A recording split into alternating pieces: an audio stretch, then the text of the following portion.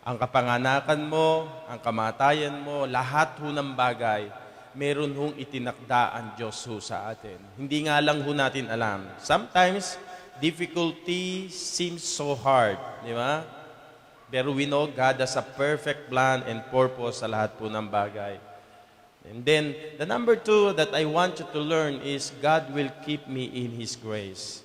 He will fill me with His grace, with His love, for me to behave like His child. Diba? Kailangan ho natin yon. At pangatlo, yung sinasabi ng Bible, in His own perfect time, He will bring me out again. How and when, I do not know. He knows it. Amen? Colossians chapter 3, please. Maganda hong sinimulan ho natin ang taon ng fresh. We ought to start 2013 fresh. As I have told you last Sunday, let's start by stop blaming others. Amen? Letter T is take an inventory of your life. An unexamined life is not worth living for. Every year ho yan, kaya may bagong taon, we ought to take an inventory. Then, number 3 is act in faith. Importante po yan. Lahat po ng gagawin natin, it shall be done by faith. God says, whatever your faith is, I am going to do it. Amen? Then letter R, refocus your thoughts.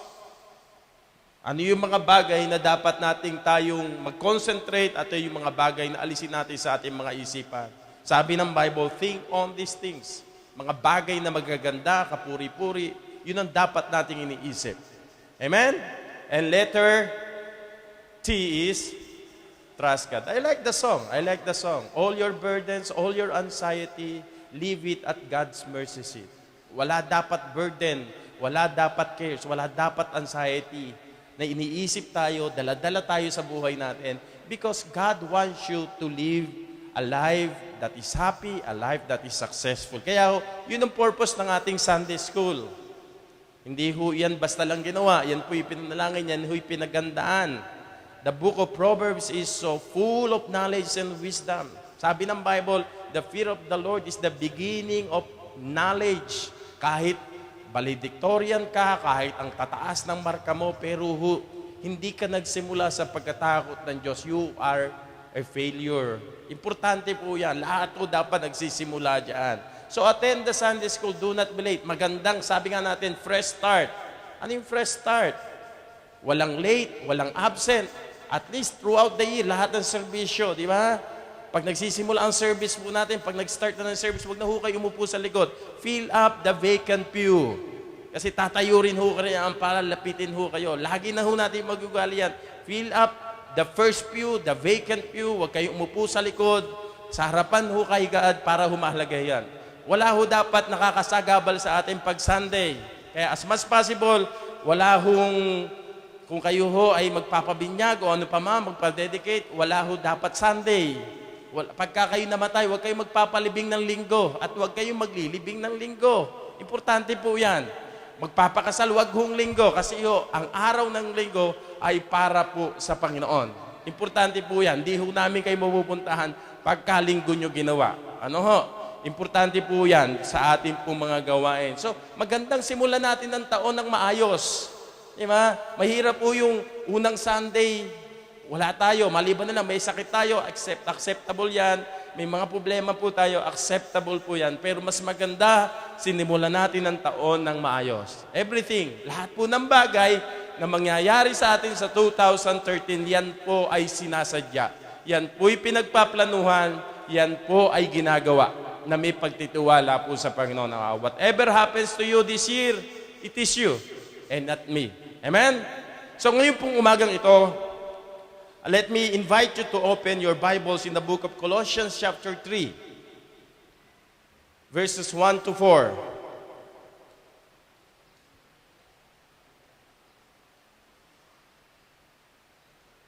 So 2013 is already here. Sa pasimula po ng taon, I challenge you to start fresh. I hope wala nang mga bagahe sa mga isip natin, buhay natin, na makakahadlang sa ating pagtatagumpay at sa biyaya ng Diyos magawa natin ang gusto ng Panginoon. So it's good to start the year na nagre-reflect ho tayo, tinapos natin at sinimulan natin ang taon, looking forward for a beautiful and wonderful year na ibibigay ho sa atin ng Panginoon. At magandang simulan din ho natin ang taon na tayo mga anak ng Diyos ay kumuha at gumawa ng inventory, kamusta na ang lakad ko sa Panginoon? Ng taong 2012 at taong 2013, ano ang gagawin kong pamumuhay at paglakad sa Panginoon? So we should look very closely doon po sa relationship natin sa Panginoon. We need to examine ourselves and see where we have been, where we are, and what the Lord wants us to be sa taong 2013. So ngayon pong umaga, binigyan tayo ng Diyos ng opportunity para to take the challenge according sa Colossians chapter 3, verses 1 to 4, if you please. Mga bisita po namin, you can look at the board. You will see that. Ang sabi po ng verse 1, if ye then be risen with Christ, seek those things which are above, where Christ sitteth on the right hand of God. Set your affection on things above, not on things on the earth. For ye are dead, and your life is hid with Christ Jesus in God. When Christ, who is our life, shall appear, then shall ye also appear with Him in glory. Ngayon po I entitled this message, An Old Challenge for a New Year. An old challenge for a new year. Manalangin po muna tayo. Aming Diyos, purihin ng iyong banal na pangalan. Help us, Lord, to rise above the challenge. And I pray, O God, that we could start this year with a better perspective, with a life full of expectation and trust in our hearts, hope, and longing, Lord, that you are going to grant the desires of your servants. I pray, Lord, that we will take an inventory. Evaluate, Lord, where we are, where we have been, and what you want us to do and what you want us to be, O God. In Jesus' name I pray. Amen. Please be seated. Purihin po ang Panginoon. Every year po kami, ang ginagawa ho namin mag-asawa, ay naglilinis ho kami ng bahay. Do you clean up your rooms every beginning or every closing of the year? Particularly, makikita nyo po sa loob ng isang taon, ang dami hong nagkalat ng mga bagay na hindi na kinakailangan. So, of course, there are few things that needed to be relocated. There are things that you need to get out from your room or from your house. Diba? Meron kang tinatawag na clean-up operation. And you will, along the way sa paglilinis mo, sa loob ng isang taon na maglilinis ka, you will recovered or uncovered some things doon sa mga memory lane na nangyari sa loob ng bahay mo. At habang nililinis mo ang tahanan mo, there are things you need to retain. And there are things you need to release. And there are things you need to remember. So, yung binasa ho natin sa Colossians chapter 3, I find it as a challenge sa ating mga anak ng Diyos na ngayong oras na ito, na ang hamon sa atin ng Panginoon na may mga bagay na dapat tayong alisin, may mga bagay na dapat tayong panatiliin, at may mga bagay na dapat tayong alalahanin. An old challenge for a new year. Let's go to number 1. Some things must be retained. Some things must be retained. Ang sabi ng Colossians chapter 3, 1 and 2, look at that. As, sabi ng Bible, look at this, if ye then be risen with Christ. Importante po makita ho natin yung mga bagay na kinakailangan ho nating panatiliin. So, pag naglilinis ka ng bahay, there are things you need to retain. Baka po maging useful pa siya at kailanganin mo po siya. Tama? Hindi basta tapon ng tapon. So in a spiritual sense, according kay Paul sa Colossians chapter 3, 1 and 2, there are precious spiritual possessions we need to retain. Amen? In 2013, some things we must retain. Ano ho yung mga bagay na kinakailangan natin panatiliin at hindi natin dapat itapon? Una, an awareness of our foundation.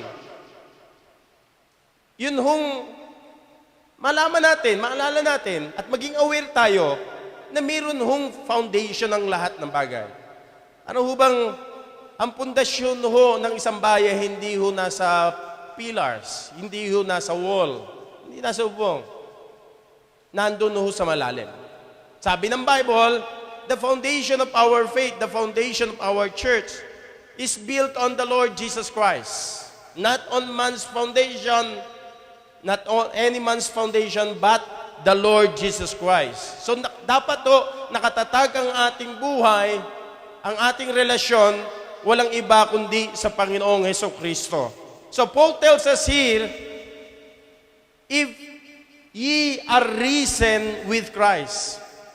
The word if is not a statement of possibility.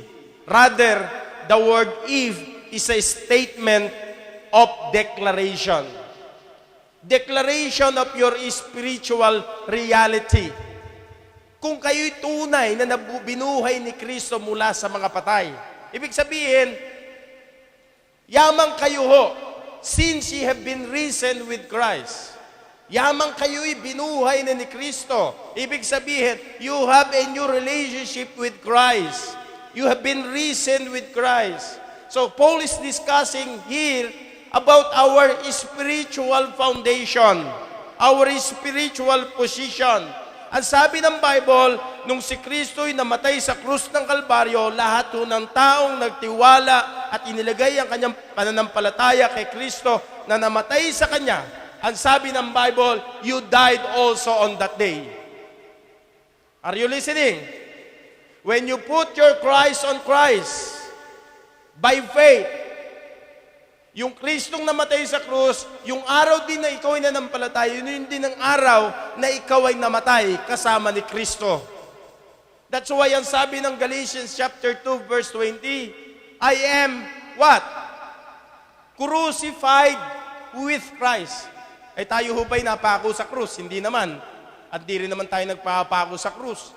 Hindi rin naman tayo nagpapinitensya. Bakit sinabi ni Pablo, ako'y napakong kasama ni Kristo? Di ba? I am crucified with Christ. Nevertheless, I live. Yet not I, but Christ liveth in me. And the life which I now live in the flesh, I live by the faith of the Son of God who loved me. Di ba? Sabi ng Bible. So, ibig sabihin, nung araw na ikaw ay sumampalataya sa Panginoong Hesus, yung Kristong namatay sa krus ng Kalbaryo, yung araw din na yon, ikaw ay namatay kasama ni Kristo.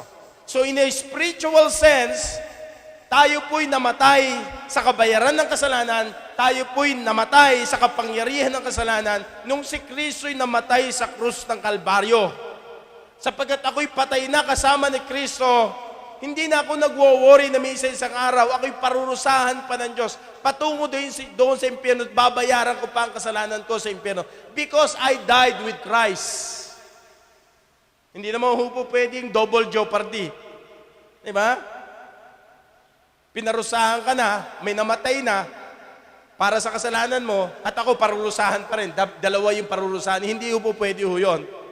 So sapagkat pinarusahan ni Kristo, kinuha ni Kristo ang punishment, ang sabi ng Bible, I died with Christ. Kasama akong namatay ni Kristo. Ano ibig sabihin yan?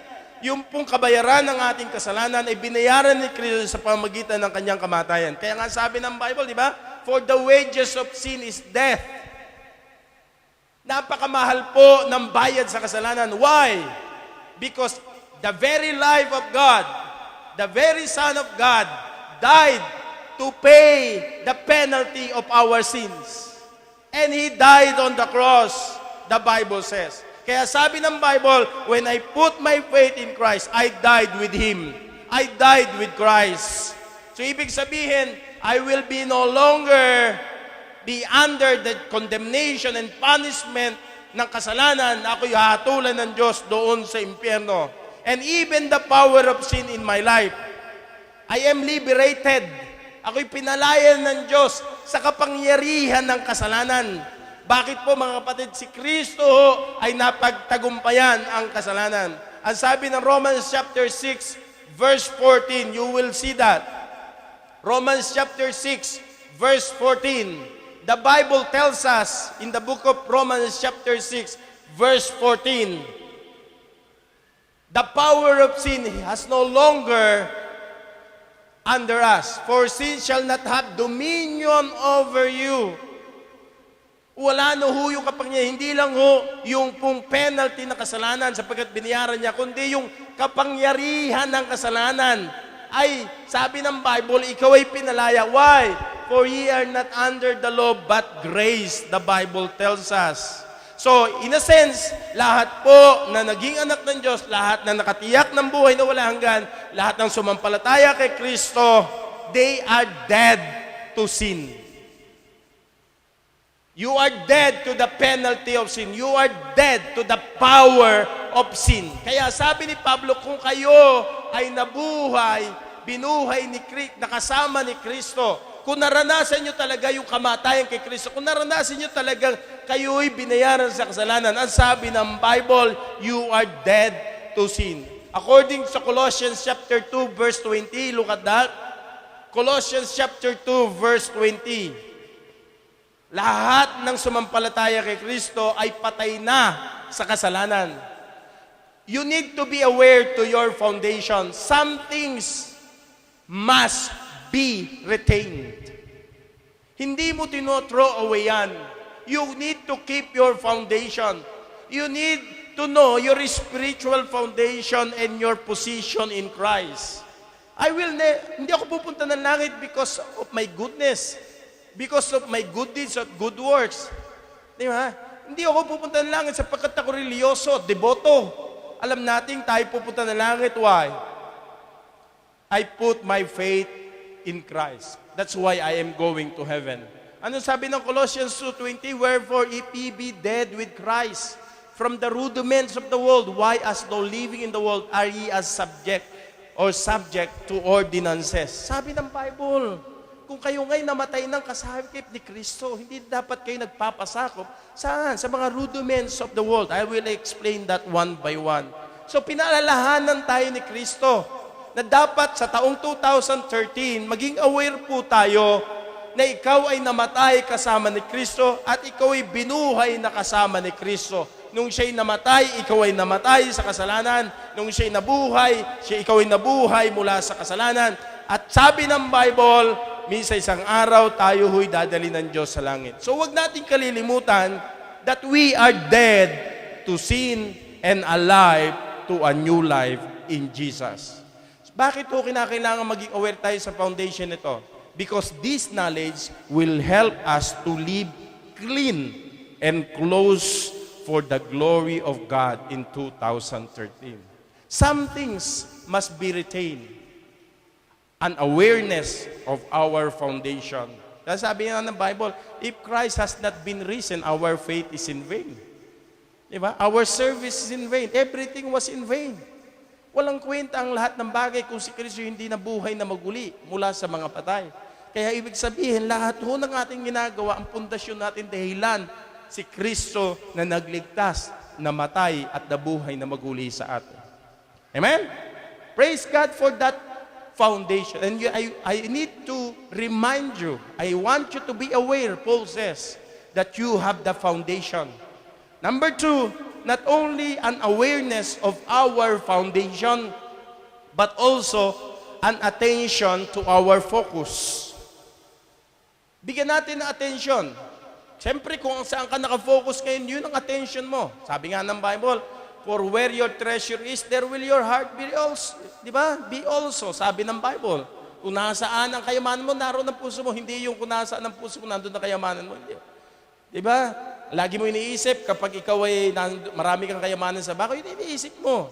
So, an attention to our focus. Ano ang focus po natin? Sabi ng Bible, doon tayo mag-focus. So, doon tayo mag-attain ng gusto sa focus na dais ng Panginoon sa atin. What are those focus? Ang sabi po ng verses 1 and 2, ang sabi ng Bible, if ye then be risen with Christ, seek those things which are above where Christ sitteth on the right hand of God. Set your affection on things above, not on things on this earth. Sabi ni Pablo, yaman kayo'y na binuhay na kasama ni Kristo at binigyan kayo ng bagong buhay ni Kristo, kayo namatay na sa kasalanan, kayo hindi na parurusahan, kayo may kapangyarihan at malaya na sa kapangyarihan ng kasalanan at buhay na at binigyan ng bagong buhay ni Kristo. Sabi ni Apostol Pablo, hanapin mo ang mga bagay na nasa itaas. Seek those things which are above. The word seek, it is in the present tense imperative mode. Nang ibig po sabihin niyan, mga kapatid, continually be seeking those things which are above.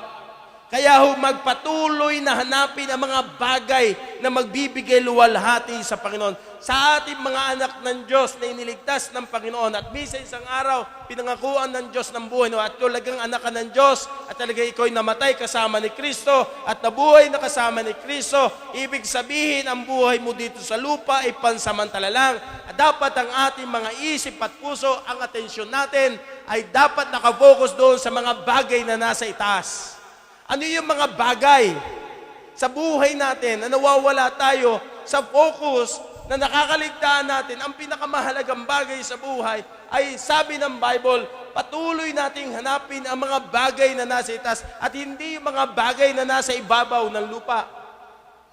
Di ba napakadali para sa atin na mawala sa focus, lalo na sa mga karangyaan at kasiyahan at ng mga pangyayari sa buhay po natin. Di ba? How you can do that? How you are going to continually be seeking those things which are above. Sabi ng verse 2, set your affection. What? On things above.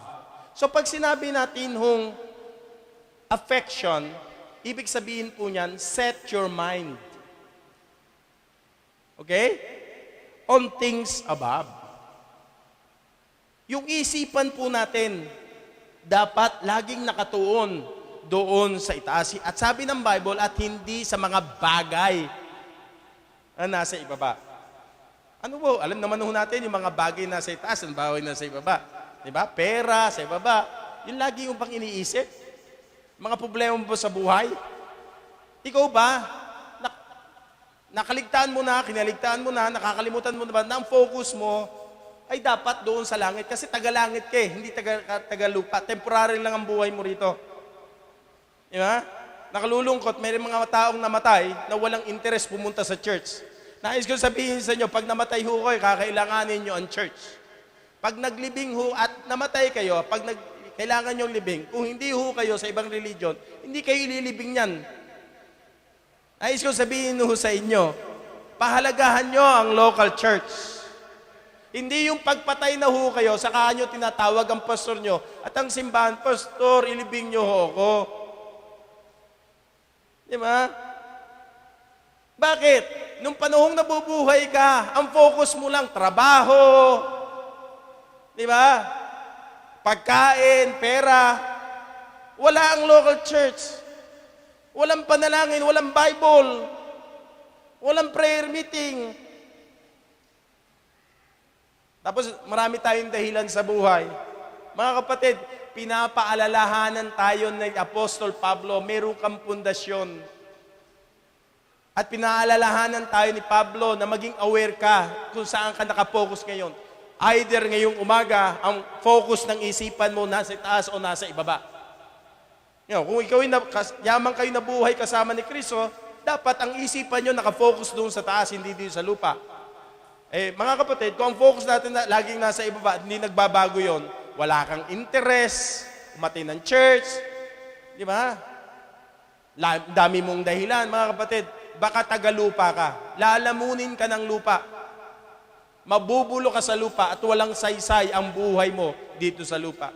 Huwag nawa tayong mamatay na walang kwenta ang ating kamatayan. Di ba? Minsan sa maraming alalahanin sa buhay, dami yung namamatay pag January. Ang tiyuhin ko sa silang, sabi ng nanay ko, punta tayo sa Cavite.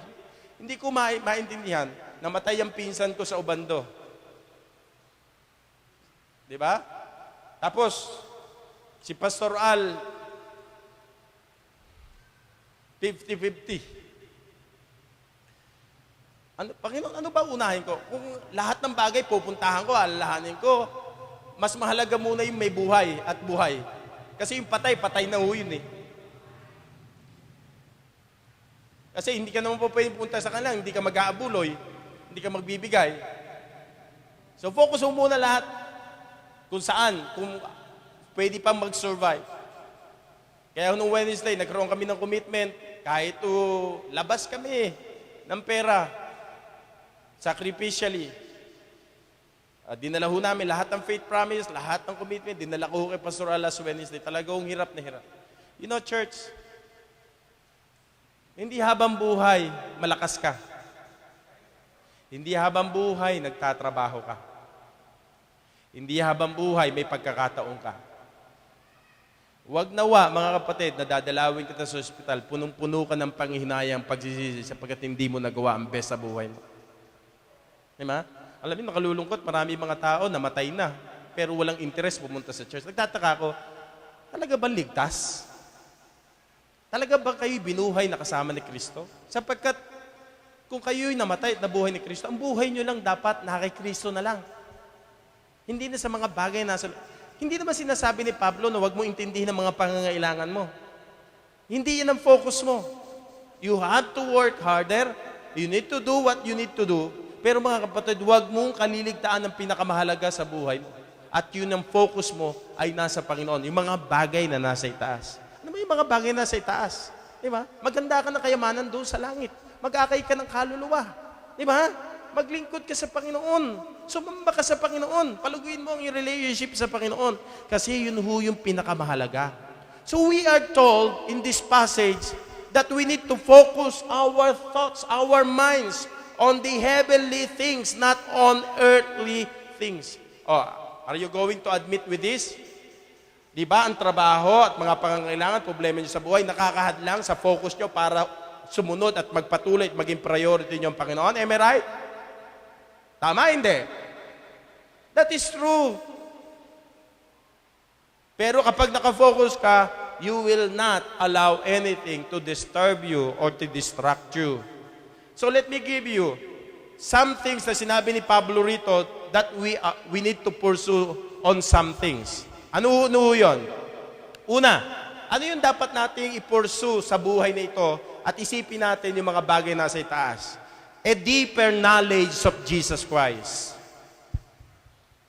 Yung lumalim sa kaalaman patungkol kay Jesus Christ. Colossians chapter 3 verse 10. Colossians chapter 3 verse 10. Ano pa? Clean life and holy life. Yang mga passage yan, yan? It follows. You cannot have a clean life or holy life without a deeper knowledge of Jesus Christ. Di ba? Pansinin niyo po, it boils down doon sa relationship mo sa Panginoon kung yung lumalago. Then godly virtues, Colossians chapter 3, verses 12 to 17. Yung pangalawa, clean and holy life. Pangatlo, tingnan nyo, maging yung domestic life, yung pamilya mo, maayos. Di ba? Holiness in our domestic life. Trabaho mo, bahay mo, pag-aaral mo, namamanage mo ng maayos. Kasi ang focus mo ay doon sa mga bagay na sa itaas. What else? Holiness in our social life. Sa barkada mo, di ba? Sa school mo, sa mga pagpe-Facebook mo, yung social life mo, nakakaluwalhati ba sa Diyos yun? Yung bang pag-iisip natin ay nakatuon doon sa heavenly, baka nakukuha na ho tayo ng mundo. yung ating isipan, nawawala tayo sa focus. So dapat, ito ang purso natin. Then another thing is an effective prayer life. A prayerful person. Actually, totoo na, pagka dumaraan ka sa mabibigat na suliranin, you become more prayerful, right? Alam niyo po, yung preaching, yung pagdating sa church is just a small voice sa ating lahat. Pero yung megaphone ng Panginoon, para marinig mo, yung mga painful experiences. Di ba? Mga karamdaman, yung bigat na suliranin, ano yan, megaphone ng Panginoon. Tsak, magiging prayerful ka. Di ba? So, maganda sa taong ito, maging prayerful ho tayo. Maging prayerful tayo, mga mananampalataya. Mag-devote lalo tayo. Ang totoong devotion at pagiging devoto ay hindi ho doon sa rebulto, kundi sa Diyos na nabuhay na maguli. Alam niyo, nakalilito ang Pilipinas, may puti, may itim, may bata, may malaki. Iba-iba eh. Yan devotion dapat ay sa Panginoon lang. Then now, last but not the least, a fruitful witness. Yung pagpapatotoo natin sa ibang tao, yung ating mga sinasabi. In other words, we are to live like Jesus Christ, according sa 1 John chapter 2, verse 6. Yung bunga ng Espiritu araw-araw na ating pinamumuhay, in Galatians chapter 5, 22 to 23. So, ibig sabihin, we are being challenged na mabuhay, di ba? At ipamuhay ang isang tinatawag na genuine spiritual values and not the values of the fallen world. Ibig sabihin, ang attention ho dapat natin ay nasa mga spiritual heavenly things so that we will be enabled to live a heavenly, holy, God-honoring life in this world. Kaya ho, minsan hindi tayo nag-grow at patuloy tayo nanghihina because hindi tayo nakafocus sa heavenly things sa buhay. So, pahintulutan natin ang gobyerno ng mga makalangit na mga bagay sa ating isipan upang makalakad tayo ng tama sa mundong ito. Lahat ng desisyon natin, lahat ng activity natin, lahat ng mga plano, layunin natin must be considered in the light of eternity. Ito bang gagawin ko may value sa eternity? Ito bang hinahanda ko may halaga at makakaluwalhati sa Diyos? Now, pagka sinagot mo yan ng hindi, abay mga kapatid, mag-focus ka doon sa heavenly things. Ang mundo, nakafocus saan? Sa earthly things. Now, mga kapatid, hindi tayo tagalupa, tayo ho'y tagalangit.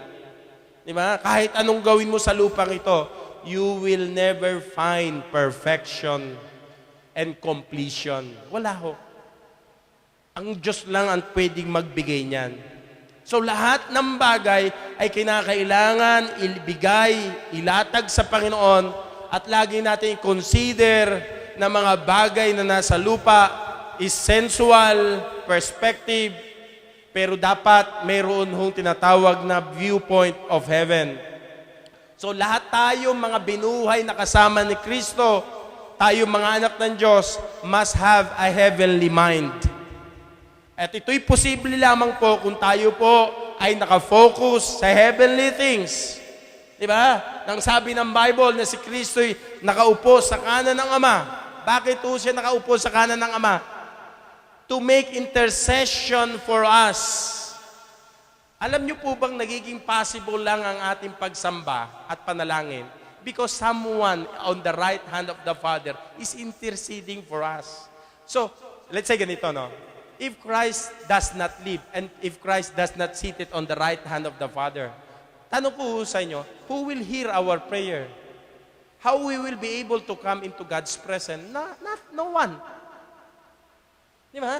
Naging possible lamang po na tayo makalapit sa presensya ng Diyos at makapag-isip ng mga heavenly things because someone in heaven seated on the right hand of the Father is interceding for you. Ano yung interceding for you? He is praying for you. Working in your life. We don't know how, we don't know when, but God is working sa buhay po natin. Di ba?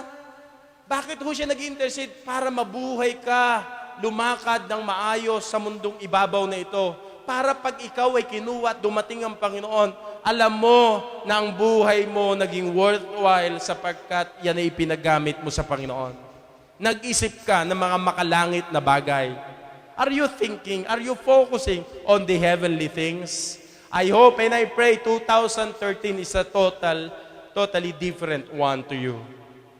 Because you don't know what will happen in 2013. Sana ngayong umagang ito will make us a new challenge, commitment sa taong 2013 at malaki pagbabago sa buhay po natin. Kaya makikita mo sa pagsamba, makikita mo sa kanyang paglakad, pamumuhay araw-araw sa Panginoon. Yung excitement niya, yung thrill niya.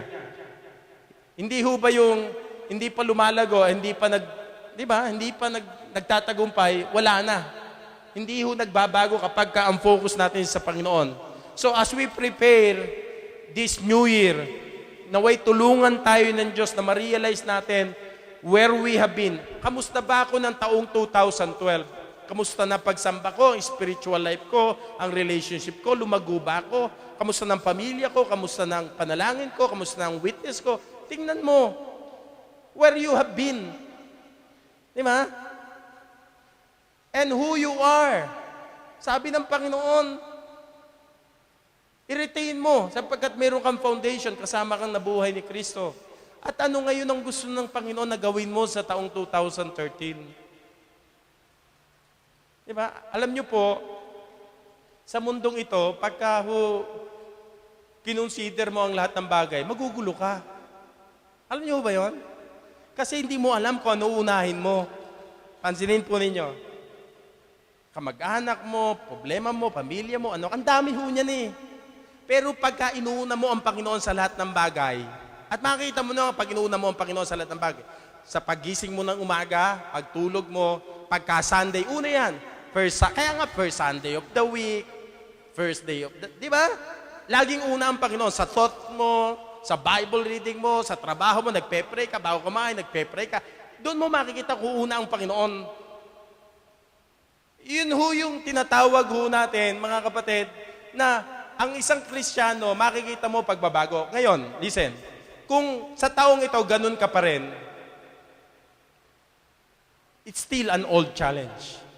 I want you to challenge the old challenge. Na baguhin mo. Ang buhay na hindi nagbabago is not worth living for. Now, kung makikita ko pa rin yung attitude nyo, yung pananambahan nyo, yung pagiging late nyo, pag ganyan ang attitude nyo, mga kapatid, hindi ho magiging exciting ang taong 2013 para sa'yo. So sabi ng Panginoon, realize who you are, where you have been. Kasi kung ikaw hindi mo alam kung saan ka at saan ka patungo, saan ka pupulutin, anong gagawin mo sa taong 2013? Ganun ka pa rin ba? So mga kapatid, deliberately act on it. Isulat mo. Diba? Babasahin ko ang Bible, magiging papanalanginin ako, I will never be late, I will do this by God's grace. And you will see some changes. Challenge yourself in 2013. Diba? Challenge yourself. Number 2, not only some things must be retained. What are those things that we need to retain? Diba? Awareness of our foundation, attention to our focus. Number 2, some things must be released. Mga bagay na dapat hong pakawalan. To let it go. Ano sabi ng verse 2? Set your affection on things above, not on things on the earth. Kaya pag nilinis mo ang room mo, you will see things that you need to let it go. Some of them must be retained, some of them must be released. Why? Why you need to release them? It's just a trash. It's just a garbage. Basura ho yan. Kinakailangan mong gawin na yung mga dumi sa loob ng buhay mo na hindi nakakatulong sa isip mo, sa buhay mo, sa loob ng pamilya mo. Mga kapatid, basura ho yan. Ang basura, hindi kinikip sa buhay. Hindi kinikip sa isip. Hindi kinikip yan sa pamilya. Itinatapon po yan. Bakit po? Waste lang ho yan. Walang kwenta ho yan. Are you with me? Kung sa computer nga, garbage in, garbage out eh. Alisin mo yan sa buhay mo. Some things must be released. Sabi ng Bible. Kumuha ka ng bags. Isupot mo lahat. May naghihintay na basurero. Itapon mo na ho yun. Huwag mo nang habulin pa. Di ba? Ay, may nakalimutan ako importante. Pagka inilagay mo yun sa basura, do not bring it back again. Amen? So, we need to retain some things. We need to release some things. Sa spiritual natin buhay, the same thing is true. Some things must be let it go. There are things we need to attach to our lives. There are things we need to consider is just a plain trash. Kailangan na lang ho natin silang itapon kasi hindi naman sila nakakatulong. Diba? Wala na ho silang lugar sa buhay po natin. Those things, we need to let it go. So Paul tells us in verse 2, we need to focus our thoughts on heavenly things. At habang ginagawa daw ho natin, nakafocus yung ating isipan sa mga makalangit na bagay, sabi niya, we need not to, what? Think on things on the earth. Ano ibig sabihin? Kailangan ho nating i-avoid ang mga bagay sa mundong ito na nakakahinder ng ating pong pag-iisip at lakad na maayos sa Panginoon. Sapagkat pag pinahintulutan ho natin ang ating mind nakafocus sa earth na ito, hindi ho tayo makakalakad ng maayos, tuloy-tuloy na nakakaluwalhati sa Panginoon. Sa bakit ito? Ang dami ho nating bagahe. Ang dami ho nating basura sa ating isip at buhay na kinakailangan ho nating alisin. Kailangan ho nating itapon. Kaya sa Book of Colossians, nagsuggest ho siya ng mga dangerous distractions that could hinder us to walk right before God. Let me show you what is that and how you are going to avoid those things. Number one, some things that you need to release. Number one is false doctrine. Colossians chapter 2 verse 8. False doctrine. Verse 8, beware lest any man spoil you through philosophy, vain deceit, after the tradition of men, after the rudiments of the world, and not, look at that, not after Christ. Isa-isahin ho natin yung mga false doctrines, philosophies of men. Ibig sabihin, wisdom of men. Ano ho yun? Mga strategies, mga belief ng mundong ito. Ang mundo ho, lahat na napapanood nyo sa Facebook, sa Dota, lahat ho yan, may system po yan, may philosophy ho yan. Ano yung philosophy? To take your mind from the heavenly things and for you to focus on the earthly things. So, kung ikaw ay mananampalataya, alam mo where to focus your mind. Di ba? Mga philosophies ng mundo. Parang yung diko ko, sa Tagalog kasi ganun eh. Kuya, diko, sanse, di ba, sangko, yung mga Tagalog. Sabi ng diko ko, kasi kapangalan tatay ko, pati ugali, pati bisyo. Sabi ng nanay ko, 82 years old na yung nanay ko, sabi ng nanay ko, tigilan mo na yung pagkainom ng alak. Tigilin mo na yung paninigarilyo, yung mga bisyo nyo yan. Sabi ng kapatid ko, hindi ho ito bisyo. Ito'y libangan lang. Philosophy no? Filosofiya. Kung titignan mo sa natural na pag-iisa mundo, kung hindi ka nga nabuhay kasama ng Kristo, tama nga, libangan nga lang. Di ba? Pero mga kapatid, medyo dangerous yun. Filosofiya ng mundo. Di ba? So kung filosofiya ng mundo ay hindi naka-back up sa salita ng Diyos, contradictory sa salita ng Diyos, Garbage ho ang mga philosophy ng mundo. Ang wisdom, gaano man yan katalino. Yeah? Kaya di ba sabi ko sa inyo nung Servant Sunday, hindi pinili ng Diyos sa mga matatalinong tao.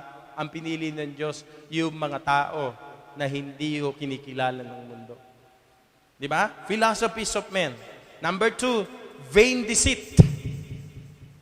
According sa Colossians chapter 2, verse 10. Are those vain deceit? Mga empty tricks. Mga strategy. Di ba? Sabi sa inyo, sabi ng Panginoon, kung ang mga tricks na iyan hindi na para kay Jesus Christ, sabi ng Bible, false doctrine ho yan. Pakatlo, tradition of men. Alala nyo sa Bible, maraming mga tao, mas pinaniniwalaan yung tradisyon ng tao, kultura ng mga Pilipino kaysa sa salita na yun. Why? They don't have the power of God. They don't know the Word of God in their lives. Di ba? So, kinakailangan natin i-base ang ating pananampalataya, hindi sa traditions, gaano man ka-godly, gaano man ka-worthy of respect ang tradition ng tao. Pero kung yung tradition ng tao hindi nakabase sa salita ng Diyos, garbage po yan. False doctrine po yan. Number 4 ay yung the rudiments of the world. Rudiments of the world. Ano yung rudiments of the world? Ito yung winarningan po tayo ng Bible about sa tinatawag ho natin mga basic, simplistic doctrine. Di ba? Na contrary sa mga deeper truths ng salita ng Diyos. We ought to stay with the Bible and try every teaching against the clear Word of God. Dito lang ho tayo nakabase ang ating pananampalataya at practice sa salita po ng Panginoon. Anything that is contrary to Jesus Christ, to the Word of God, to our faith, is false doctrine. Church, ang dami hong naglabasan. Sabi ng nakausap kong isang mananampalataya, Pastor, kaya ako naman pinanonood itong mga false doctrine na ito. Kasi para pag nakausap ko sila, I know how to answer. Maganda naman yung kanyang motibo, kaya lang mali. Diba? Bakit? Pag nagpunta ho kayo sa Central Bank, sasabihin siya, paano mo malalaman yung peke at totoo?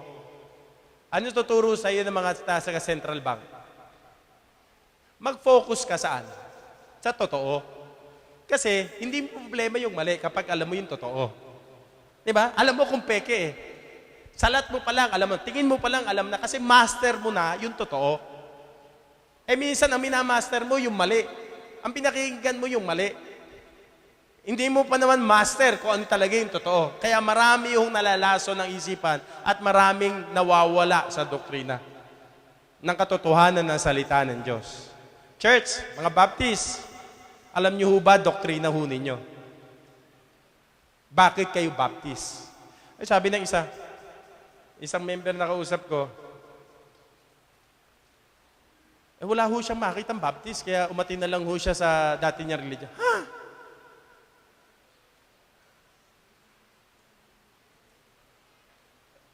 Church, lago ho tayo. Di ba? Alam mo nang mali yun eh. Ba't pupuntahan mo pa? Ba't aatinan mo pa? Di ba? Kaya nga, kung kayo mag-abroad, mag-aral kayo ng salita ng Diyos. Wala man kayong worship, wala kayong matinan, ikaw mismo sumambat mag-aral ng salita ng Diyos. O kaya kayo mag-abroad, nais ko kayong i-train na pagdating doon, hindi lang ho kayo career, mission-minded, kundi kayo po ay missionary career doon sa abroad.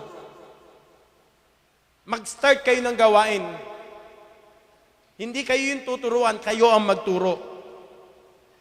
Di ba? So kapag pinakinggan mo yung mga yan, malilito ka, magugulo kasi you don't know at hindi mo establish pa yung foundation ng truth mo. Church, mga Baptist people, kayong mga anak ng Diyos, mag-grow tayo sa 2013.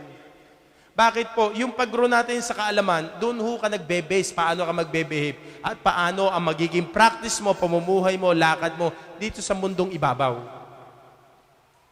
Kayo matatagal ko ng kasama, it's about time to grow up sa doktrina ng salita ng Diyos. Amen? Or else, mapag-iiwanan ho tayo. And you will see, kapag every year, ganun ang practice niya, ibig sabihin, hindi nag-grow. Palit-lit, pawala-wala, okay lang, di ba? That does not thrill you. Yeah, it does not make you any better. False doctrine, pangalawa, foolish demands. So, winarningan tayo ni Pablo about sa false doctrine. Winarningan din po tayo ni Pablo about sa foolish demands. Ano ho yun? Yun hong legalism, yung law. Yung impossible demands of the law. Sabi ng Bible, Christians are to stand in the liberty given by Jesus Christ. Tatandaan niyo pong palagi, ang ating pong pamantayan ng practice at pananampalataya should be based on the Word of God. Not on the law. We are not under the law, but under grace. Sabi ng Bible. So kung tayo naligtas, binuhay kasama ni Kristo, namatay kasama ni Kristo, hindi na ho tayo dapat bandage o alipin ng kautusan. Tayo ay ine-enjoy na natin yung kalayaang ibinigay ni Kristo sa pamagitan ng kanyang biyaya. Now listen, the only reason na yung aking kalayaan ay limitado lang para lamang po sa mga mahihinang kapatid. Listen, weaker brother or sister. Parang ganito, malaya na ako. Pwede ko nang gawin, nabubuhay na ako sa biyaya, pwede ko nang gawin lahat ng kasalanan. Hindi ho. Yung kalayaan, hindi dapat gamitin para po i-offend ang mahihinang kapatid. Kaya nga ho, sa church, ang purpose ng local church para kayo lumakas. So dapat kayong mga miyembro sa loob ng simbahan natin, dapat ho, ang goal ninyo, lumakas kayo. Now, at sino yung mga weaker brothers and sisters? According sa Romans chapter 14 and 15. Huwag mong i-stumble yung mga bago man na pala. Ibig sabihin yan, mga newly saved ho yan. Mga newly baptized ho yan. Yung liberty natin sa kanila, maluwag pa. Alam niyo ba ibig sabihin? Kasi hindi pa ho nila alam lahat ng bagay. Pero kung kayo'y matatagal ng miyembro sa loob ng simbahan, dapat kayo ay huwag nyong gagamitin ng kalayaan para sabihin ninyo, malaya naman ako, gagawin ko ang lahat ng gusto ko. Di ba? You know what? Alam mo, yung mga pag-iisip practice ng isang mananampalataya, ito. Bigyan ko kayo ng practical example. Ang isang young people, kung siya'y maayos sa Panginoon, yung mga foolish demands ng batas, yun mga decision mo maayos. Like for example, kung kayo mga pamilya niyo, anak ninyo, dapat hindi niyo pinapayagan ng anak niyo na nakikipagrelasyon sa unsaved. Ano sinasabi niyo sa anak niyo? Pagka ang anak ninyo nagdesisyon ng sarili niyang girlfriend at boyfriend na hindi pinapaalam sa inyo, what does it mean? Wala kayong pakialam sa spiritual niyang buhay. Di ba? Sa Bible nga, sa Genesis chapter 24, si Abraham matanda na Di ba sabi ng Bible, yung kanyang servant na trusted niya, inutusan niya maghanap ng mapapangasawa para kay Isaac Ilang taon na si Isaac? 40 years old. Ano ibig sabihin? Mga parents, matanda na anak ko, siya pumili na mapapangasawa niya, wala akong pakialam sa kanya. Mga kapatid, hindi. Sa Bible, hindi. Ang magulang, tinatanong ng mga anak kung sino mapapangasawa niya at mayroong babae at lalaki na para sa kanya. Sabi ng kanyang servant, pupunta ba ako muli doon sa Urop Caldis? Sa bayan ko talagang sinilangan? Pag wala ako nakitang babae sa bayan na ipinangako sa iyo ng Panginoon, Abraham, pupunta ako sa Mesopotamia. Babalik ka ba ako ron? Sabi ni Abraham, wag kang babalik doon. Wag mong bibigyan ng anak ko na hindi mananampalataya. Are you with me? Tayo mga magulang, walang pakialam kahit na makipag-boyfriend at girlfriend ng anak natin. Abay mga kapatid, sumpayan sa loob ng tahanan ninyo. Minsan, napakalayo na ho ang ating isipan pagdating sa mga spiritual na bagay kasi wala nang standard. Kasi ang pag-iisip mo, habang tumatagal ka sa Christian life, matanda na ako, matagal na ako, pabayaan mo sila. Hindi ho. Dapat habang tumatagal sa Christian, lumalalim lalo ang mga paninindigan mo sa mga spiritual na bagay. Kasi alam mo, malalayo sa Diyos eh. Dahil siya sabihin sa inyo, yung bang anak ninyo, pag nakipag-girlfriend at boyfriend sa mga di mananampalataya, magiging maayos sa Diyos? Tignan nyo yung mga anak nyo tatrabaho ngayon. Nasaan sila sa church? Nasa church ba? Masaya tayo pag wala sila sa church? Masaya tayo pag wala silang, may relasyon silang di mananampalataya? Hindi ho. Practical things ang sinasabi ko sa inyo. Yes, malaya tayong gawin ang lahat ng nararamdaman mo, mabuti mo para sa iyo, pero hindi ka exempted sa consequences na gagawin mong kasalanan. Tama? Oh, ganun lang ho kasimple ang sinasabi ko sa inyo, pero mahalaga ho yan. Importante po yan. Di ba? So, ibig sabihin, mga kapatid, huwag natin ko-confuse. Ang spiritual maturity at growth ng isang tao is not by external rules. Hindi rin ho nakikita yung spiritual growth ng tao sa kanyang ginagawa. Okay? Sa kanyang ginagawa, araw-araw, o sa dami ng mga minimemorize siyang Bible. Laging nasa church yan, spiritual yun, at maraming alam sa Bible. Hindi ho ganoon ang pamantayan. Ang sinasabi nating personal growth ay yung pong pananampalataya mo, nakikita sa loob at labas, na yung relasyon mo sa Diyos nabubuhay ng maayos, nag-iisip ng tama, kumikilos at nabubuhay ng maganda. Ngayon, examinin mo buhay mo, ganun ba yung buhay natin? Nakapokus ba sa eternal things? Let me give you things. Ano yung mga bagay na dapat mong gawin at hindi mo dapat gawin to make you a spiritual person or to grow spiritually. Sabi ni Pablo, wag mong papayagan na itong mga bagay na ito dumating sa iyo at yakapin mo. Tingnan niyo po. Colossians chapter 3, 5 to 10. Practical ho tayo. Tingnan ho natin.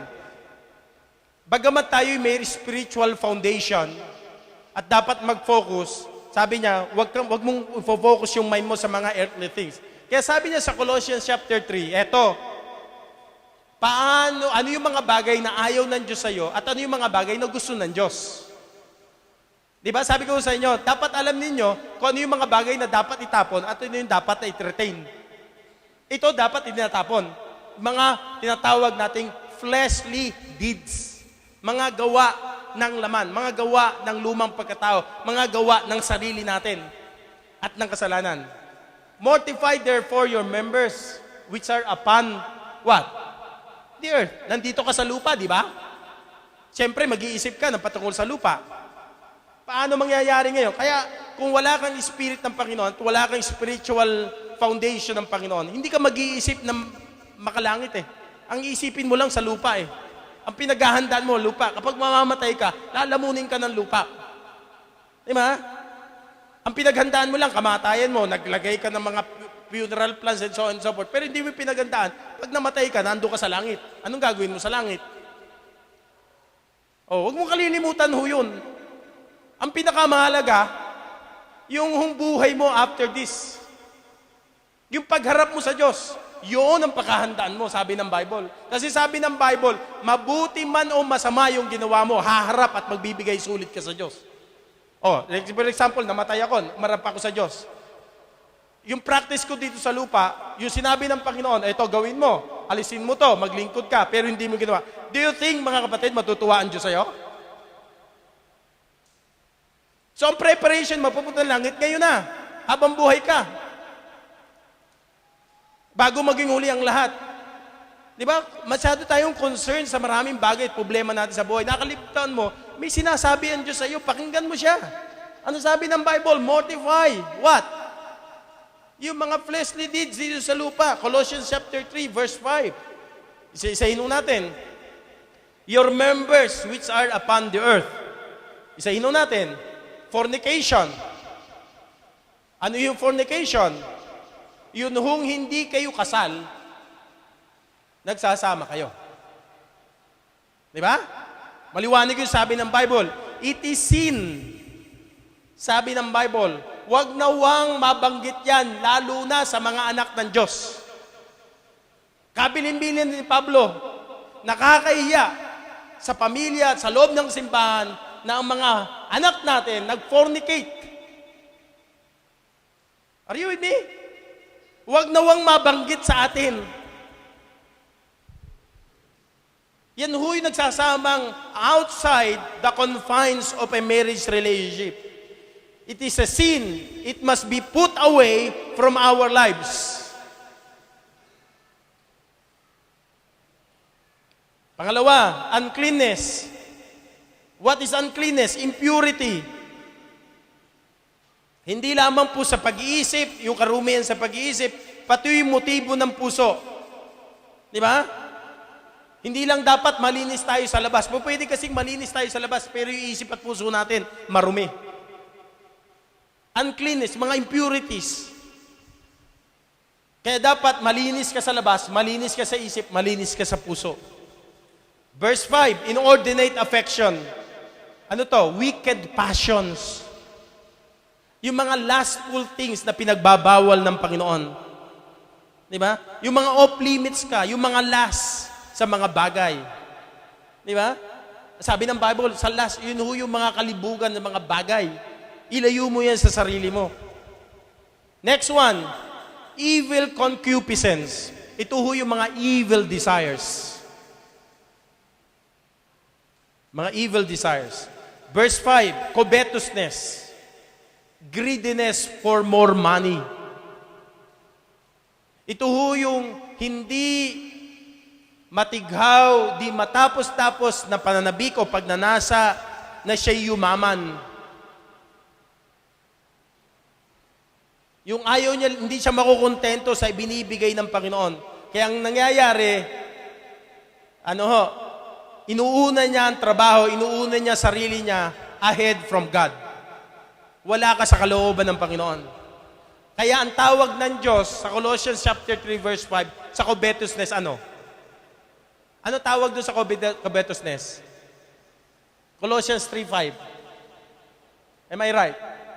Tignan mo, covetousness. Di ba pag sinabing covetousness, pera ho yan eh.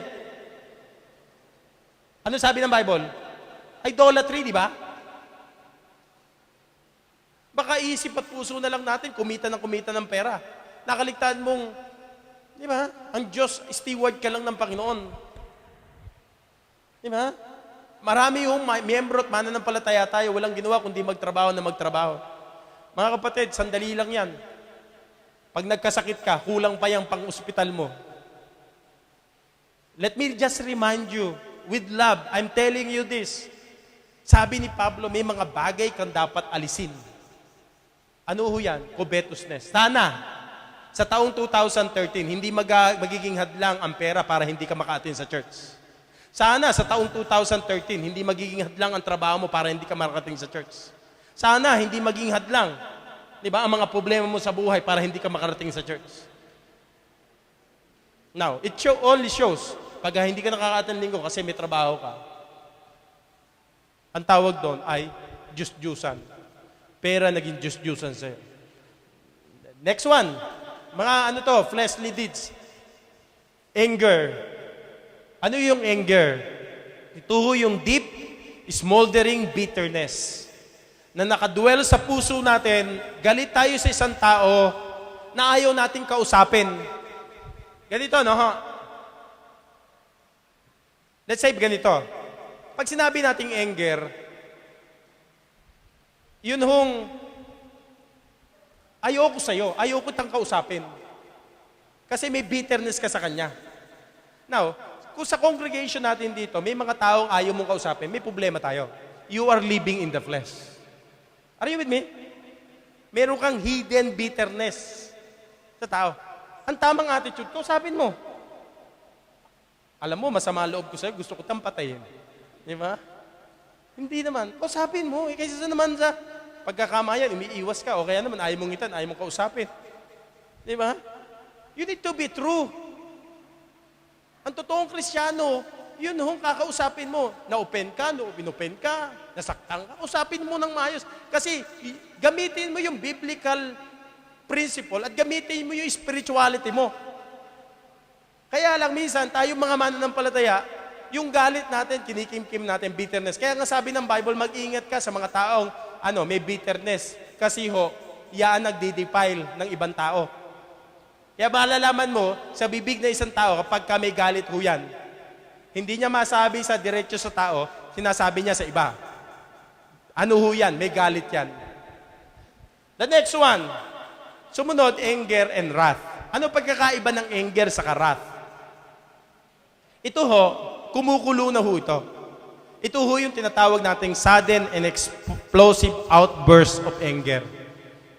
Kaya yung bitterness na yan, kapag nagalaw na naman yung ego natin, napagalitan ka, sisigaw ka. Makikipag-away ka na, makikipagbuno ka na. Papatay ka na ng tao. Di ba? Sabi ng Bible, patayin mo yung mga, mortify your fleshly deeds. Your members ng mga bagay nandito sa lupa. Ito tayo, di ba? Yan yung natural na tao natin. Verse 8, malice. Ito mix ng anger na may desire na saktan at nakapokus ko lang sa anger. Kaya pag ang tao may malice, may galit siya sa'yo, ang gagawin niya yan, walang ibang gagawin niya kundi gumawa ng damage sa ibang tao. Yun po yung may tinatawag na malisya. Di ba? Kaya nga mali siya. May mali siyang iniisip sa'yo. Verse 8, blasphemy. O blaspheme. Meaning to slander. Pwede natin gamitin yung salitang gossiper. Di ba? Ito yung maninira, mangiinsulto, mamamaliit ng ibang tao. Ito yung taong nagsasalita behind your back. Yung blaspheme. Okay? Verse 8, filthy communication. Ano yung yan? Mga abusive speech. Mga hurtful, harmful speech. Mura. Kaya mas maganda huwag kayong magmura, magmahal kayo. Diba? Kaya sa magmura kayo, mahal. Diba? Now, last but not the least, lying. When we lie to one another, we are using the tool and tactic of the devil. John chapter 8 verse 44. Ano sabi ng Bible? Kayo'y sa inyong amang dyablo. Ano sabi ng Bible? Simula pa ng una siya na isang walang katotohanan sa kanya sapagkat siya isang sinungaling. So if we lie one another, kaya maganda kapag kaharap mo, yun. What you see is what you get. Tama? Hindi yung pagkaharap mo, ganda-ganda sinabi mo, pero pag nakatalikod, binabakbakan mo. Hindi maganda ho yun. Maganda nga ho yung sinasabihan ka na ng harapan kaysa talikuran. Amen? Sabi ng Bible, mortify the members which are among the earth. Bakit? Ito ho ay mga bagay na pipigil at hindi makakatulong sa bawat sapu sa atin para lumakad ng maayos at lumago ng patuloy sa Panginoon. Kasi ito lahat iniisip mo yung mga bagay na nasa lupa eh. Pero kung iniisip yung mga bagay na makalangit, mga kapatid, do you think you will find time for this? You are going to focus those things? No, it's not. Either you focus on heavenly things or the earthly things. Hindi po pwedeng parehas. Di ba? Sabi ng Bible. Kaya sabi nga ng Philippians 4:8, look at that, Philippians chapter 4, verse 8. Diba? Whatsoever things are true, come on, honest,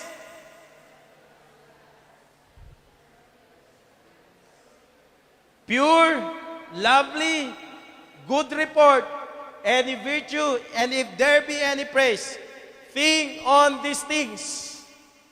Kaya isipin mo, sabihin mo, gawin mo, yung mga bagay na ikalalakas mo. Hindi kahihina mo. Tinuturuan tayo ng tamang attitude, di ba? Tama?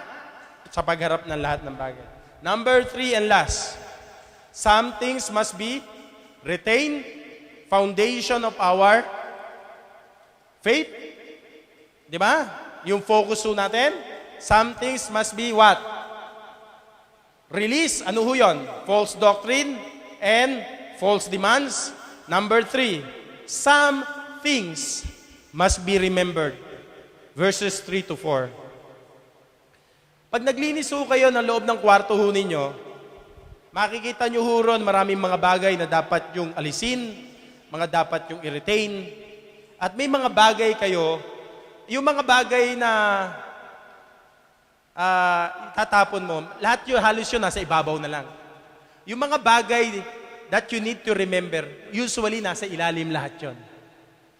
Ano ho yun? Yung mga photo gallery mo, yung picture mo nung maliliit ka, yung picture mo nililigawan mo siya, yung picture mo nung baby ka pa. Some things that you need to remember. Di ba? Meron pa ba ho ba kayo mga picture nung maliliit pa ho kayo? Cute-cute nyo. Ngayon nung matanda na ho kayo. Ang bihira. Tuwan-tuwa mo. Pag nakita mo, di ba? Tuwan-tuwa ka pa. Di ba? Ang ganda-ganda. Di ba? Nakikita mo roon yung mga trophy mo, nakikita mo yung mga opportunity roon. Para, bakit to? Why you need to, what? Gather some things na kinakailangan mo lalahanin. Kasi ho, yun ho yung mga blessings ng Panginoon sa buhay mo. So, what are those things that you need to remember? Letter A, verse 3. Ano sabi ng Bible? Verse 3 ng Colossians chapter 3. For ye are dead. Sabi ni Pablo, there has been a death. So, we are being reminded again by Paul. Sabi niya, patay na kayo sa kasalanan at kayo'y nabuhay kasama ni Kristo. Kaya ang ipinabubuhay mo ngayon, ang buhay na sa laman na ito, dapat kay Kristo na lang. Are you with me? Hindi para sa sarili mo, kasi ikaw ay namatay ng kasama ni Kristo at dapat yung bagong buhay na ibinigay sa iyo ng Panginoon ay para kay Kristo na lamang. So, ano sabi ng Bible? There has been a death na nangyari. So, ano ibig sabihin niyan? Alalahanin mo na ikaw ay namatay na kasama ni Kristo at mabubuhay kasama ni Kristo. Number 2, letter B or verse 3. Sa verse 3 pa rin. Ano sabi ron? For ye are dead and your life is hid with Christ in God. Ano yung pangalawa? There has been a deposit. Naalala ko ho, nung kabataan ko, ewan ko, pagluko-luko kayo nung kabataan nyo, pagka may rumble ho ako, mga pinsan ko, kasama ko, mga kabarkada ko. Siyempre, malaki ho ako. Pag susugod ho kami, lahat ng mga kabarkada ko nasa likod, ako nasa harapan. Yung po bang secured ka pag naalam mong may malakas na nasa unahan? May panangga ka? Di ba? Parang yung anak ninyo, kapag nandyan ang tatay, the other day, yung girl ko, takot na takot. Gusto matulog sa kama namin. And lit lang ho ng kama namin. Lagpas nga yung paa ko eh. Ano ko. Tapos ang liit pa. Hindi kami magkasyang mag-asawa. Sabi ko, anak, ba't umiiyak siya? Bakit? Kailangan mong matulog sa akin kasi may kwarto naman kayo. Kawawa naman si kuya. Baka hindi makatulog yun. Tatatakot siya mag-isa. Hindi, lalaki na yun eh. Boy na yun eh. And along the way, inausap siya ni Mrs. Ba't ka ba natatakot? Kasi raw, yung tito niya, binuksan yung TV. Nanood ng horror. Simula nung gabi na yun, hindi na makatulog. It only shows yung spiritual condition ng bata, kinakailangan siyang patanggapin uli sa Panginoon. Kahit tumanggap na siya, kailangan pa siyang tumanggap sa Panginoon. At ipaliwanag yung mga bagay na to. Kaya bawal ho sa amin nanonood ng horror. Tumingin na lang kayo sa mukha namin, horror na eh. Kailangan pa kayo manood. So, ganoon. So, pagka ikaw natatakot pa sa mga ganoon, yung spiritual condition mo eh, kukwestiyonin mo yun. Kaya pag ang anak mo matatakotin, tanungin mo ang spiritual condition. Kailangan mo siyang patanggapin. Tutumangin siya. After na ipalamunagan at nag-pray, sabi ko sa kanya, okay ka na? Opo, nakakatulog na ho ako ng maayos. Kasi lagi niya rin naaalala yung mga horror. Di ba? Kayo po ba, kayo matatanda na, may mga na, hindi pa ba kayo makatulog ngayon kasi naaalala niyo yung mga horror? Spiritual condition. There has been a deposit. Sabi ng Bible, ye have been hid. What? Sabi ng verse 3, kayo ang buhay ninyo nakatago kay Kristo sa pamamagitan ng Diyos. Pansinin nyo maigi. Kung tayo, pag nakikipaglaban, gusto mo, pag ikaw nasa, lagi yung sinasabi sa pagkasama mo ko, secured ka. Di ba anak nyo? Kasi alam mo, you are stronger than your children. Kung sa mundong ito, pinangangalandakan mo yung laki mo at lakas mo. At kapag may kasama ka, matibay ito. Oh. Diyos pa kaya, sabi ng Panginoon, ang buhay nyo nakatago kasama ni Kristo. Naiintindihan niyo ibig ko sabihin, walang gagalaw sa inyo. Walang sino mang sasanggi sa inyo na hindi ho dadaanan ng Panginoon. Kaya nga lahat ng pagsubok nyo, lahat ng dumarating sa inyo is by God's appointment. Pinahihintulutan ng Diyos yun sa buhay po natin para maintindihan natin ang buhay natin well secured. Kasi yung buhay ni Kristo, nakatago tayo roon. Kaya nga, pagka tayo dumadaan sa mga buhay na hindi natin maintindihan at difficulties, lagi mong tatandaan, hayaan mong sanggahin lahat ni Kristo. Hayaan mong ang buhay mo, itago mo sa likuran ni Kristo para hindi ka nagagalaw, hindi ka natatakot, hindi ka nangangaba. Kasi ang buhay mo ay nakatago kay Kristo. Doon ka nakakalong, doon ka nakatago, doon ka humihingi ng lakas. Kaya kahit anong atake ng mundo at ng problema sa buhay mo, sapagkat ang buhay mo ay nakatago kay Kristo, protektado ka, secured ka sa buhay na ito sapagkat alam mong si Kristo ay nasa likuran mo. O nasa harapan mo rather. O palibot ka. Number 3, ang sabi ng verse 4, when Christ, who is our life, shall appear, then shall ye also appear with Him in glory. There has been a death, there has been a deposit, and there has been a dream. Let me remind you, this world is not the best for us, church. Nabasa ko nga, 12:20. Biruin mo, ang mundo nakapredict na what will happen sa 12:20. Sabi ko, I don't worry about 12:20. Ang mahalaga ngayon, yung 12:13, anong gagawin ko para sa Panginoon. The world is not the best for us. We have to deny our flesh. Di ba? Why we need to deny ourselves? Why we need to live for Christ? Why we need to focus on Christ, on the heavenly things? You know why? Yung denial mo rito sa mga bagay na mundong ito, it will be worth it all pag nasa langit ka na. Di ba? Habang narito tayo sa lupa, nakikipabaka tayo against the flesh, against the world, and against Satan na hindi natin nakikita. Di ba? Araw-araw ho yan, nakikidigma tayo. Gagawin lahat ng kaaway natin ang magagawa niya para ihinder ka o hihinder tayo and make us fail and fall in 2013.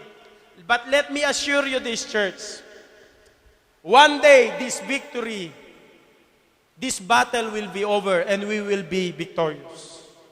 One day yung ating dream na sa isang araw we will see the Lord Jesus Christ face to face.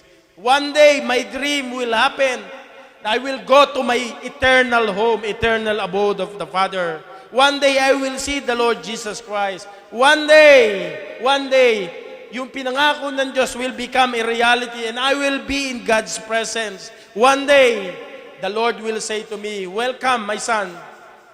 Well done, thou good and faithful servant. One day, that dream will happen. Ang sabi ng verse 4, when Christ, who is our life, shall appear, then shall ye also appear with Him in glory. Amen? Praise God, merong langit. Praise God, si Kristo'y namatay para sa akin. Praise God, si Kristo'y nabuhay para sa akin. Praise God, sabi ng Bible, I have a spiritual position. Praise God, mayroon akong buhay na nakatago kasama ni Kristo. Praise God, mayroong langit. Praise God, minsan isang araw, may kaluwalhatian doon sa langit na walang hanggan and everything will be okay. At tulad ng sabi ng Revelation, chapter 21, verse 4, in heaven, sabi ng Bible, ang lahat ng ating mga luhay papahirin ng Panginoon. There would be no light. There would be no sickness. There would be no darkness. Why? The Son of God is our shine. The Son of God is our light. There would be no sickness. Why? Kasama na natin ang Panginoon ng buhay. Ibig sabihin, mga kapatid, ang pagpunta ng langit natin sa langit in eternity is just a preparation here. God wants you to perform and prepare for that day. Yung ating panaginip, yung ating pong inihintay na ipinangako ng Diyos, na lahat ng mananampalataya minsan isang araw ay dadali ng Diyos doon sa kaluwalhatian sa langit. So habang inihintay natin yon, the preparation is today. At an old challenge you need to face and you need to overcome. Tanong, may mga bagay ba na kinakailangan mong i-retain? What are those? Nakafocus ka ba sa heavenly things? I-retain mo yan. Yung faith mo kay Kristo. Yung foundation mo. Ano yung mga bagay na kinakailangan mong i-release? Worldly thoughts, worldliness, relationship, sin, uncleanness, fornication. Mga bagay na humahad lang sa'yo para ikaw yung manghina at manlamig at magkasala. What are those things? Alisin mo yan, basura yan. Ano naman yung mga bagay na dapat mong alalahanin? Namatay si Kristo sa'yo. Dineposit yun ni Kristo yung buhay niya, nakatago ka ang buhay mo. Kaya alam niyo, mga kapatid, kapag ikaw'y lumalago sa Panginoon, sabi ko nga ho, sa inyo, sapagkat ang buhay natin, sabi ko nga, panalangin ko kay Pastor Al, umiiyak siya when I'm praying, Lord, ang katawan ni Pastor Al ay binigay mo sa iyo. Siya'y lingkod mo. Ang katawan niya ay templo ng Banal na Espiritu. Kung ano ang gusto mo, gawin mo sa Kanya. Pero humihingi kami ng pabor at ng biyaya sa iyo. Umiiyak siya. Alam niyo bakit? May nakasaksak na tubo rito. Yung parang po bang sinaksaka, hindi tinanggal yung panaksak. Ang hirap po nun. Diba? Nilalagyan ka ng tubo rito. Tapos at the same time, hindi ka makahinga, kailangan mo ng malaking oxygen. Kasi yung puso mo, lunod na. Imagine, ang creatinine niya is 2,500. Ganong kataas. Alam niyo po ba, pag ang creatinine ng kidney mo is 2,500, pagod na ang kidney mo. Napektado ang puso, namamanas na siya, hirap ng huminga, hirap na hirap pa sa pain, ang hirap pa ng mga tusok. Kaya naintindihan ko, nung si Lawrence nasa ospital, gusto nang umalis. Ang hirap po, nasa corner ka, nag-celebrate ka ng Christmas at ng bago taon, nasa ospital. God has an appointed time. God will release you again in 2013. I'll tell you that.